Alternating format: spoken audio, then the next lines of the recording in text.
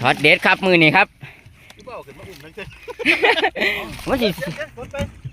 เอาไหมเบิดแหนน่ะกูกดแล้ว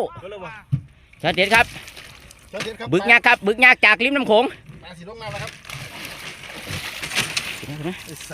โอ้โหครับยกความดีความชอบให้สร้างเจี๊ยบครับคนหวานคนงุ้มเสียงหำครับตุ่มตาเป็นคนไทยเรียกครับสีแหลมไม่มีประโยชน์ครับโอ้โหโอ้โหกดตัวลูกกล้องให้น้ำล้วนลูกกล้องทำเห็นไหมดูแล้วอยู่ข้างๆหันมา